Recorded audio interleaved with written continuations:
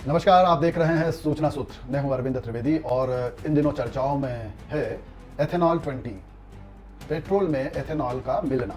Ethanol जो कि कहा जाता है जो कि है भी गन्ने से बनता है मूल रूप से, और अगर हम एथेनॉल 20 का इस्तेमाल करेंगे तो गन्ने की खपत भी बढ़ जाएगी।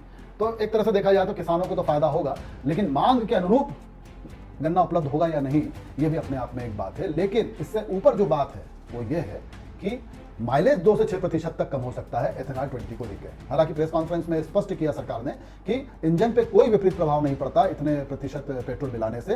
ये बात उनके तकनीकी विशेषज्ञों ने भी सामने रख दी है, इसलिए कोई भ्रांति नहीं होना चाहिए। पर यदि माइलेज कम होता है तो फिर लोगों का कहना है कि पेट्रोल सस्ता कैसे हुआ।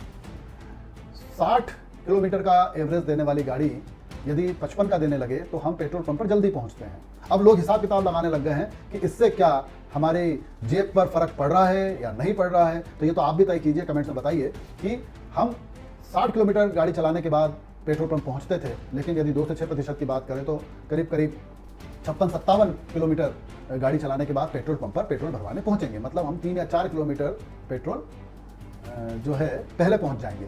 तो इसका हिसाब लगाना होगा कि पेट्रोल सस्ता पड़ रहा है या पेट्रोल की जो आयात है उतना ही करना पड़ेगा। तो यह एक बड़ा विचित्र सी स्थिति बनी है जिसको लोग मजे लेकर भी गणित लगा रहे हैं। बहरहाल हमारा गणित इतना अच्छा नहीं है, आप पे छोड़ते हैं। बताइएगा कि एवरेज कम होने से क्या प्रभाव पड़ता है, माइलेज कम होने से क्या प्रभाव पड़ता है जेब पर। और बात दूसरी की, एक जमाना था, ये भारत में देखा है कि पेट्रोल में बाकायदा घासलेट यानी केरोसिन जिसे कहते हैं वो मिला के गाड़ियां चलाई जाती थी और वो सफेद धुआं छोड़ती हुई बेरोक टोक सब जगह से निकल जाती थी। उससे तो कम से कम निजात मिली है इस देश में सीएनजी वगैरह के चलते। तो हमारा सबसे बड़ा मुद्दा है पर्यावरण, और पर्यावरण को नुकसान नहीं होना चाहिए, क्योंकि इस देश ने मिलावटी पेट्रोल के चलते, केरोसिन से मिलावटी पेट्रोल के चलते बहुत नुकसान पहले से ही झेल रखा है।